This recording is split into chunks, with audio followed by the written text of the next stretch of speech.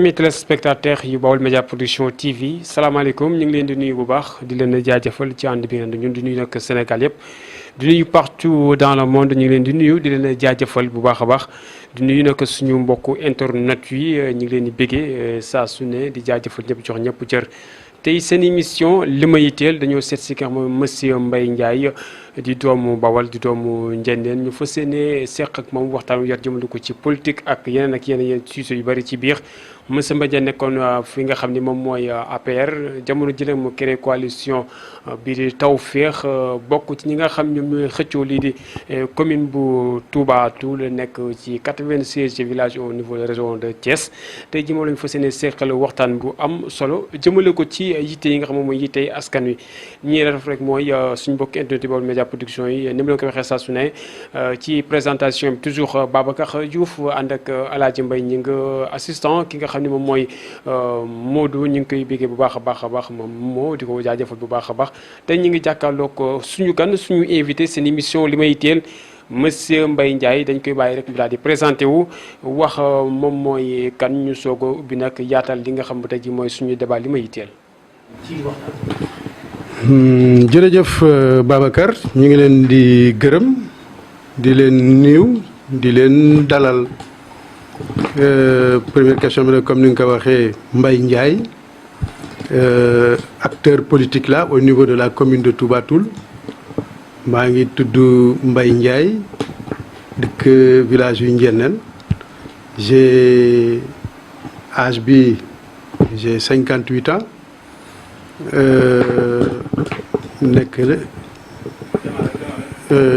nekk candidat à la mairie de Touba Toul sous la coalition Tawfekh. Sur le plan professionnel, je suis un cadre supérieur à la poste, chef de service. Fala nekk ça fait bientôt nag dans le service j'ai fait 38 ans donc j'ai un certain âge j'ai un certain vécu donc daal loolu mooy brièvement suma présentation maa ngi dëkkee nag Zac Mbao politique yàgg naa ci dugg xanaa kay peut-être activé wu ci de manière beaucoup plus pointue peut-être mun naa ne maa ngi ko commencé en 2014 avec les élections locales yi amoon parce que à l'époque maa nekkoon tête de liste majoritaire Rewmi au niveau de la commune de Touba Toul c'était en 2014 donc kon boobu laa commencé nag vraiment jël des responsabilités politiques au niveau de la commune mais avant j'étais toujours militant ou bien un sympathisant d'un parti et particulièrement le PDS d'alors mais daal en 2014 laa impliqué wu na carrément nekk acteur ci au niveau politique ba jël ci yenn responsable parce que campagne boobu en 2014 on l'avait vécu j'étais la tête de liste majoritaire du Rewmi la liste proportionnelle était dirigée par à l'époque Saliou Ngom à l'époque donc on avait pu obtenir 6 délégués au niveau 6 conseillers au niveau de la mairie mais depuis lors aussi ci la ñu nag intégré yeneen formation parfois mais pas de manière entre sympathisants la ñu woon rek même au niveau de l'APR aussi on a été là-bas avec Ibrahima Faye mais on n'était pas aussi très engagé mais daal après les élections yi bi muy passé nag il y a 2 ans de cela ci la ñu bëggoon a créer nag au niveau de l'opposition boole ñu regroupé ñëpp mais malheureusement on a tenu 4 réunions à Touba ça n'a pas abouti léegi le besoin se faisait sentir pour que daal ñu am au niveau de l'opposition ñu mën a demal seen bopp donc ci la woote defee appel ci la bi ma defee appel bi nag ne man vraiment on n'a pas de moyens on n'a pas peut-être aussi certaines dispositions mais daal ku bëgg na nga ñëw ànd ak ñun ñu liggéey dem ci nit ñi parce que nit ñi ñoo yore kàddu gi ñoo yore baat bi ñooy dooleel donc bi ñu ko defee aussi am na ñu bëri ñu ñëw donc mun naa ci citer ku mel ni Cheikh Fall Sylla ak ñeneen ñoo xamante ni sax xëy na peut-être pour le moment bugguñu ko tudd seen tur mais il m'appelle ne daal ñooy ànd ak yow ñooy ànd ak ëllëg donc mais ginnaaw bugguñu pour le moment fës mais suñu fixé woon élection yi ñu ci bëri xam naa dinañu gën a yaatal depuis lors nag ñun on a fait des tournées au niveau de la commune on a fait vraiment beaucoup de meetings on a fait beaucoup de visites de proximité donc aussi sur le plan social on a assisté à beaucoup d'événements yu baax ak yu neex ak yu neexul yëpp vraiment tout le temps ñu ngi ci zone bi ñu ngi saafoonteeg nit ñi ñu ngi xamanteeg nit ñi ba xalaat nañu daal fi mu nekk nii suñu position yi yaatu na ba du tax nag ñu teggi tànk dinañ ko gën a accentuer yi daal ba dem ba élection yi bu ñëwee aussi ñu def ci liñ ci war a def li ci des nag ñu bàyyi ko ci loxo yàlla donc. waaw jërëjëf Babacar foofu aussi élection bu am solo la suñu yitte ci askan bi loolu moo ñu dugal je peux dire ci politique comme ni ma ko waxee sànq ci présentation bi j'ai un certain âge j'ai aussi travaillé pendant 38 ans yàlla baaxee nañu xam na am na yenn teraanga yi donc su fekkoonte ne aussi dama bëgg a def politique rek suma kër ma nga Zac Mbao te foofa aussi su ma fa bëggoon mun naa fa def politique waaye bëgg suma askan bëgg fu ma soxee ko moo tax ma fi dem ne dama koy defi ji politique au niveau de ma commune fa nga xam ne fa laa fekkee baax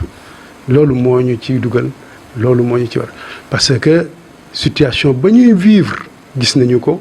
metti nañu te ci lañu bokk donc xool naa nu ma leen mën a jàppale mais ci politique rek laa ne kon il faut fa la ñuy mën a jaaree pour gën a yaatal jàppale bi nga xamante ne war nañ leen ko jàppale loolu nag moo tax ñu dugg ci te xam naa loolu di nga ci ñëw xam naa peut-être ci question mais daal suñu yéene ci gox bi suñu yéene ci population bi am na commencement waaye amul limite loolu moom ci la ñuy dund moom ci la ñuy dox ci la ñuy wax te yàlla xam naa ne su yàlla defoon ñu jox commune bi ci suñu loxo newuñu dinañu réaliser lépp de waaye dinañ ci réaliser lu am solo loo xamante ne ni population bi dinañ ci gis seen bopp parce que lu ciy jiitu rek mooy suñu credo transparence dans la gestion parce que Touba Toul ça fait 96 villages avec une population bu am solo donc ñooñu am na un marché aussi hebdomadaire boo xamante ne ni il a une réputation sous-régionale mën nañ loolu rek mën nañ ci profiter développer Touba Toul ak yeneen yoo xamante ne ni avec des partenariats avec les ONG et consorts donc suñu yéene pour développer Touba Toul am na commencement waaye amul fu mu yem loolu moom ñu ngi ñaan yàlla rek ngeen ñu defal ñu tawfeex pour que lii ñuy sàkku yàlla yombal ko pour que daal ñu mën a développer suñu Touba parce que bu amee transparence dans la gestion su amee transparence dans la gestion lu ci bëri dina yomb parce que je prends l'exemple boo jëlee subvention lay jóge ci état bi nu mu toll muy 20 millions muy 100 millions nga teg ko ci table bi conseil yëpp toog ku ci nekk wax la xamante ne ni mooy gën a soxal goxam léegi nag su boobaa tu fais la situation am na ay priorités donc je pense que li ma gis fële mooy y a pas une volonté politique peut-être pour régler sax yenn problèmes yi mais su fekkee ne am na volonté politique bi bëgg mu leer mais dinañu régler ay problèmes yi pas à pas waaye man li ñu constaté ak li ñu gis par exemple y a aucune avancée sinon peut-être am na lu tuuti loo xamante ne nag xëy na di nga koy gis mais en tout cas insatisfaction bi nit ñi ñàkk bëgg bi moo ëpp fuuf li nga xamante ne moo ci bëgg donc sur tous les plans nag que ça soit éducation que ça soit santé que ça soit leneen ak leneen loo xamante ne nii vraiment mairie bi daf ci sooxe bu métti donc je pense que quelque part aussi il y a un problème de compétence il y a un problème aussi de jubal parce que aussi mbir mi soo ko buggee soo ko def mu leer rek day gën a yomb waaye soo ko bëggee def nag ci mu am ay lëndëm mais su boobaa aussi du yomb ci yow mi nga xam ne yaa koy def mais su leeree ci ni nga koy gérer ñi nga ko seqal population bi su boobaa ñoom ñëpp nañ ci gis seen bopp mais nag soo ko bëggee gérer de manière cloisonnée de manière yow ak say ñaari nit juróomi nit donc au détriment de la majorité au détriment des populations su boobaa du yomb ci yow nit ñi aussi duñ ci gis seen bopp donc ñun daal loolu moom mooy suñu mébét que ne daal bëgg nañu bu ñu koy def mu leer nañ léegi nag li ca des moom ñun yàlla dinañu sàkku ñu def ñaan pour que daal mbir ñu mën a yomb. mooy li ma wax léegi rek Babacar transparence dans la gestion bu ñu joxee par exemple subvention bu ñëwee kii de l'État bu ñëwee comme li ma wax par exemple je prends l'exemple d'un village comme Kër Ibra Gueye ñu ne ñoom bëgg nañu ambulance ñu ne ambulance ñaata la 4-5 millions Mbos ñu ne ñoom peut-être bëgg nañu poste de santé ñu évaluer poste de santé 5 millions mais je pense que c'est dans la facturation souvent foofu lay amee problème yi boo demee par exemple ambulance nga facturer ko peut-être 10 millions te yow yaa ngi ko jëndee 3 millions 4 millions moi je pense que foofu du kaay sax peut-être la ñuy jël dugal seen poste mais li may wax léegi rek je reviens là-dessus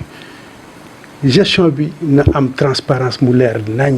su boobaa conseils yi dinañ ci gis seen bopp population yi dinañ ci gis seen bopp parce que population boo joxee par exemple une ambulance au niveau de la commune de au niveau du village de Kër Ibra Gueye dëkk yi nekk foofu yëpp dañ ci daal di retrouver wu dañ ci daal di gis seen bopp parce que poste de case de santé ba ñoom ñëpp ñoo ko bokk donc dañ ci daal di gis seen bopp mais yow su fekkee ne peut-être tu préfères des budgets peut-être gasoil pour la commune ngay augmenter ko ba mu nekk peut-être ay 15 millions wala leneen au détriment peut-être ci li waroon dem ci social bi là aussi je pense que ça pose problème donc encore une fois comme li nga wax ni mbir mi yëpp loolu mooy base bi gestion bi na leer su leeree ku nekk dina ci mën a gis sa bopp mais su fekkee ne dafa lëndëm leerul su boobaa aussi mooy indi coow li mooy indi problème bi kenn du ci gis sa bopp te actuellement loolu la ñuy vivre au niveau de la commune de Touba Toul loolu moo tax ñun ñu mer ne dañuy ñëw xëccoo ñëw parce que ñun aussi en tant que cadre dañu war a jël suñuy responsabilité bu cadre yëpp toogee di seetaan mais affaire bi day continuer rek kenn du xam kañ lay jël donc cadre yi ñooy ñëw jël seen responsabilité xëccoo léegi nag suñu jotee mais woo particulièrement les jeunes gën leen a impliqué ëllëg ñoom ñu dem bàyyi leen fii ñu gestion bi ñu def ko mu leer dans la transparence donc loolu su amee rek moom li nga wax léegi day daal di nit ñi dinañ ci gis seen bopp waaye su fekkee ne yow lu ñëw nga def ko ay poste prévision ay budget yoo xamante ne nii presque ci sa poste lay demaat léegi li war a jëm ci parce que mi du egg mukk su boobaa aussi moom lu mel nii rek la ñuy vivre donc encore une fois par rapport à la question vraiment nañu leeral gestion bi rek. waaw loolu laa lay wax nii léegi ça fait presque 2 ans vraiment on a sillonné la commune pas plus tard que les 2 derniers dimanches yi rek j'ai fait le dimanche je pense que dimanche 20 août peut-être en tout cas c'est autour j'ai fait 3 villages benn jour parce que j'ai fait Mboltogne j'ai fait Pire j'ai fait Gadou pas plus tard aussi que dimanche bii rek passé dimanche bi j'ai fait Ndiaraw donc loolu yëpp aussi lu koy waral dem waxtaan ak population bi gën a xam seen i mébét seen i li ñuy jàmbat moo tax tey jii j'ai un carnet où vraiment j'ai noté vraiment toutes les doléances que j'ai enregistrées au niveau des villages donc loolu moom mooy suñu liggéey mooy suñu taxawaay te moom chaque jour ñu ngi ci donc presque léegi dañu bëgg sax chaque week-end moom ñu def une sortie avec mon équipe ñu dem ci ñetti village léegi waxtaan ak ñoom mais booy gën a xam parce que nit ki aussi balaa nga koy mën a faj da ngay xam lan moo koy feebaram il faut nga def ko donc là moom diagnostic bi ñu ngi ci ça fait 2 ans ñu ngi ci te dañuy continuer di koy def moom parce que nit ki comme li ma wax léegi rek balaa nga koy mën a faj il faut nga xam jàngoroom def sa diagnostic bi nga xam ne moo ci waxte loolu vraiment mooy suñu liggéey te ñu ngi ci moom waaw depuis lors. C'est vrai là aussi peut-être en tant que maire ku ci nekk da ngay am say responsabilités parce que yooyu ce ne sont pas des compétences transférées ay yoon moom c'est du ressort directement de l'État waaye aussi li ci ëpp solo mooy soo fa demee aussi parce que aussi il faut ngay am ay dugg-dugg boo nekkee ci fauteuil yu maire di nga am une certaine audience mais peut-être boo nekkee comme man simple kii rek doo am yenn audience mais soo nekkee maire di nga war a am yenn audience yi pour mën a gis les exécutants directs soo amee il faut am contact ak ñoom su boobaa di nga mën a fexe lijjanti ba lu mel ni doléance boobu nga xam ne ça fait des années ñu ngi koy jooy yàlla mën ko sottal ci sa loxo waaye nag aussi boo amee maire boo xamante ne ni bu xëyee bokk saagam jaar cene ba dem Thiès de pat ñëw toog këram jàpp njàmbur kooka du mën a am possibilité du mën a am dugg-dugg pour mën a régler yenn problèmes yi surtout yoo xamante ne ni génn na compétence am parce que aussi loolu il faut nga am dugg-dugg am yenn kii pour mën ko régler mais su fekkee ne par exemple amoo yenn capacité yi mais doo ko xalaat sax moom yooyu duñ ko sax boole seen programme mais ñun suñ ñëwoon bien que bokkul ci suñu kii mais fu ñu mën a dinañ ko plaider te fu ñu ko mën a waxee te dinañu dem ba fa ñu koy jooyee ñu tegal leen ko pour que bu ñu mënul sottal yëpp aussi ñu def ca le minimum pour que population yi aussi xam ne kat ñii ñu ngi def joxe nga Kër Ibra Gueye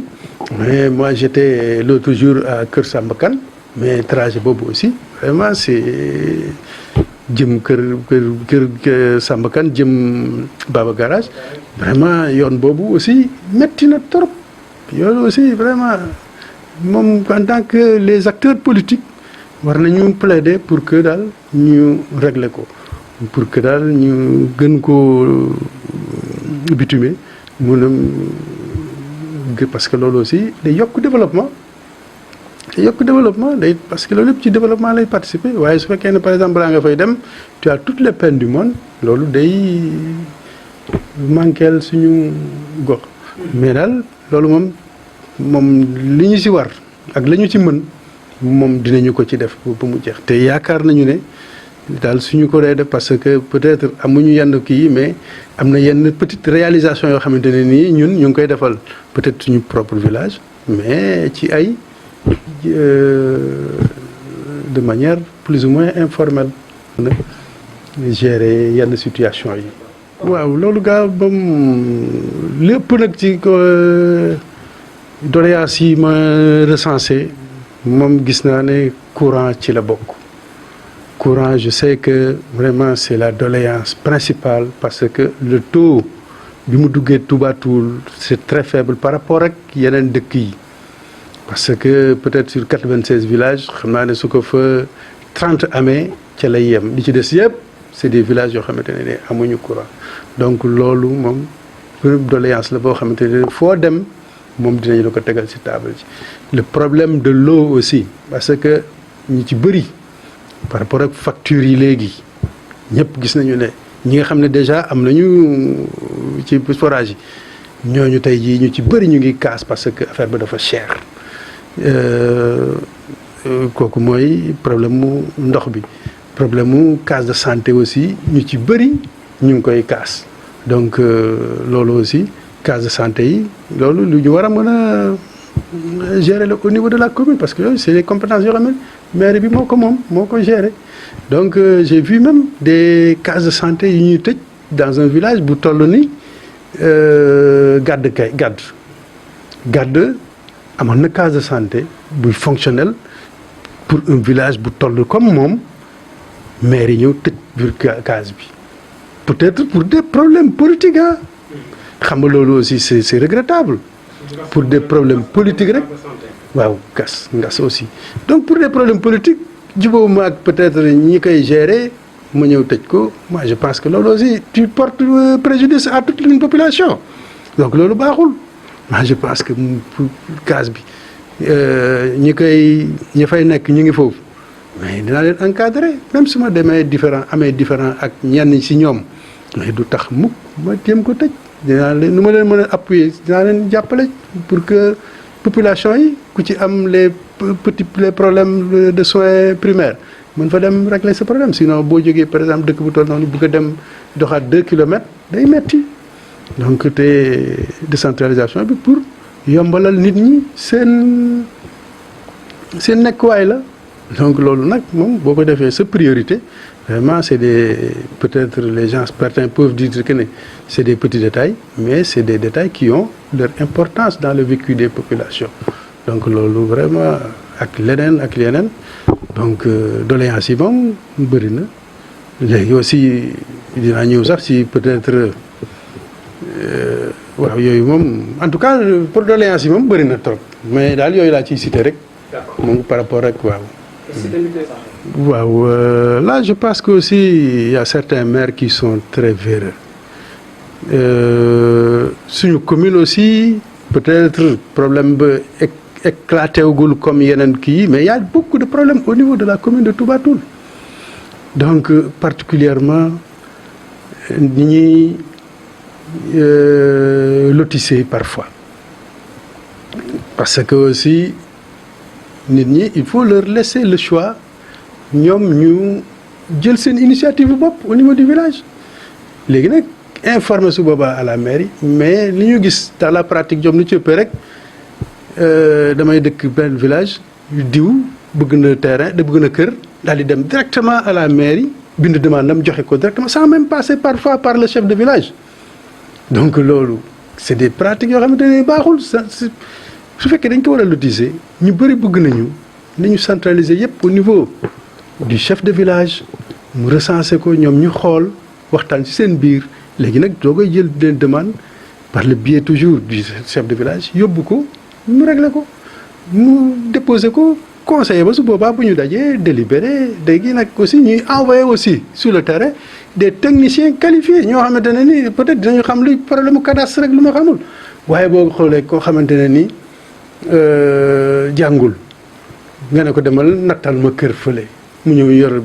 gojam rek wala mu yor buubam di natt di dagg non ça ne doit pas se passer comme ça donc loolu aussi c'est des comme affaire suuf yi la c'est regrettable mais toujours day am léegi aussi comme li nga wax léegi moom fi mu nekk nii dafa xew mais nga ñëw par exemple jox des hectares à des étrangers te population bi moo mën ko seen lépp nekkoon ci aussi loolu dafa rafetu baaxul parce que yow bu leen koy jox aussi ñoom même si les terres sont du domaine national ka yore woon war nañ koy te loolu dara tax au moins wala boog ñu toog wala boog moom ëllëg aussi parce que fu man fii laay bay amatuma ko mais kon man fan laa jëm ëllëg donc yooyu yëpp c'est des questionnements yoo xamante ne ni que avant maire yi di joxe suuf si dañ ci war a def le peser le pour et le contre mais boo xëyee rek dagg je pense que jël teraanga kii jox ko koo xamante ne ni amoon na déjà teraangam bu dul jeex loolu je pense que lu fi jara lu ñu fi war a jële la léegi daal bu ñu koy def aussi chaque fois bu fekkee lu mënul ñàkk la nañu toog discuter ak ñi nga xamante ne ñoo ko yore woon bu ñu dédommager leen lu ko jar pour que ñoom aussi ëllëg ñu mën a suturlu parce que àdduna je pense que c'est très très mais li ma gis ni ñuy doxalee nii vraiment du loo xamante ne nii lu gën la waaw. moi je pense que aussi un État doit avoir vraiment un calendrier républicain boo xam ne dinañu ko respecter waaye bii bu ñu ko reporté mooy nekk 3e report vraiment nous serons dans l'illégalité la plus parfaite. Donc moi ce que j'aurais suggéré que état bi bu ñu koy reporté aussi ñu def des délégations spéciales dans les zones def délégation spéciale. Léegi nag de ce fait les candidats mais tous ils vont partir sur le même pied d'égalité de chance, mais reporter presque mandat parce que boo calculer ñoom li ñu leen reporter mën na ma 3 ans wala sinon plus. Donc loolu dafa ëpp. Oui, je pense qu'un État doit se respecter et il doit respecter au moins vraiment sa constitution pour ne pas tomber dans l'illégalité. Donc loolu sama position par rapport ak loolu parce que peut-être délai bi fi mu nekk c'est trop juste mën nañu ko reporter de 2 mois mais su fekkee ne aussi daf koy dépasser mais nañu def des délégations spéciales léegi même su fekkee ne avec dañ koy def 3 mois encore ñu def des délégations spéciales léegi ñëpp yem ci compétition bi moi je pense que loolu moo gën te aussi mooy xaw a am une conformité avec la loi. Waaye reporter 3 fois un même mandat vraiment là c'est beneen affaire lay doon waaw. waaw jërëjëfati Babacar ak sa équipe bi ngeen àndal yëpp ñu ngi leen di gërëm ci visite bi ci occasion bi ngeen ñu may pour que ñu gën a waxtaan ak suñu mbokku Bawal yi particulièrement waa commune Touba Toul. Comme ni ma ko waxee woon ci début bi rek amoon nañu toog Ndakaaru def fa li ñu fi nekk fi la ñu nekk am nañu fi ay teraanga waaye nit mënul am lu ëpp cosaanam loolu moo tax ñu bëgg a delluwaat Bawol la nga xamante ne nii moom la ñu ci amee te mu jóge ci ñoom ñu delloo leen ko parce que foofu rek la ñu mën a jàppalee suñu mbokki Bawol donc particulièrement suñu mbokki waa Touba Toul. Donc loolu moo tax ñu leen di ñaan ñu dooleel ñu pour que loolu yàlla mën ko eggale di def appel aussi particulièrement aux jeunes que ne aussi ñun bu ñuy sonn ñoom ñoo tax bu fekkoon ne suñu bopp rek kon duñu ko jaral duñu ko def waaye dañoo bëgg a yëngal situation bi changer ko mu am alternance pour que nag ñoom ëllëg parce que ñun suñu fi defoon benn mandat doy na sëkk wala au maximum même benn bi sax doy na léegi nag su boobaa la voie sera ouverte ñoom jeunes yi dinañu mën a ñëw compétir à chance égale pour que daal ki nga xamante ne nii ñoom ci moom la ñu am confiance mais bu ñu bàyyee situation bi nii mu continuer ka fa nekk pendant parce que moom presque mi ngi ci 20 ans nga nekk ko ci benn mairie donc def naa meeting pur benn xale ne fu ñuy bañ ko tudd 3e mandat ku fay laaj 4e mandat waruñu laa déglu. Donc là aussi c'est un appel que je lance particulièrement aux jeunes pour que ñu jël seeni responsabilité xam ne ñoom la ñuy liggéeyal pour que ëllëg ñoom ñu mën a jël relais bi yóbbu ko fañ ko bëgg a yóbbu. Donc loolu mooy suñuy tànk mooy suñuy mébét di ñaan nag les jeunes les femmes parce que aussi bu ñuy wax jigéen bu takku rek mooy au niveau du Bawol parce que gis nañu foo ci dem ñëpp bëgg nañu am ay GIE yoo xamante ni dañ ciy defal seen bopp te loolu aussi ça ne demande pas quelque chose d'extraordinaire. Il y a beaucoup d'ONG yoo xamante ne tey jii dañu bëgg rek nga bind leen ñu jàppale la ci lu mel noonu. Donc boo na ko toogee comme li ma wax sànq na nga toog ci fauteuil yu maire mais facilité yooyu day war a gën a yomb ci yow mais su fekkente ne yow tu n'as pas peut-être les compétences tu n'as pas les kii nécessaires pour bind rek ñu jàppale say jigéen kooku sa waay jaratul nga fay toog. Donc encore une fois li ñuy sonn nii day ñoom ñoo tax donc ñu ko comprendre noonu xam ne ñoom la ñuy liggéeyal waaye su doon ne suñu bopp rek mën nañoo toog jàpp suñu njàmbur. ñu ngi suñu teraanga léegi on a vécu 1 an léegi nag te loolu aussi li muy wax ne olof di wax ne bëy la mu doon reere ba la mu doon kii ba am sikkim mën na caa continuer xam nu ñu koy waxee mu gën a kii olof yi nañu ko gën a leeral waaye daal ñun moom ñi gox bi nit ñi ñooñu tax a jóg donc nag suñu collaborateurs yi fi ñuy jaar yëpp aussi am na daal seede yi ñuy def ci ñun loolu moom du ñun ñoo koy waxal suñu bopp waaye nit ñi xëy na ñoom ñoo koy war a mën a waxee nit ñi dégg ko mais daal suñu yéene ci Touba Toul moom am na commencement waaye amul fu mu yem donc nag la balle est vraiment dans le camp des populations ñu ngi leen di sàkku pour que ñu dooleel ñu pour que yéene boobu mébét boobu yàlla mën ko eggale donc Babacar yéewoon aussi sa équipe yëpp ñu ngi leen di gërëm di leen sant di rafetlu vraiment déplacement bi ngeen def ay kilomètres yu bëri ñëw pour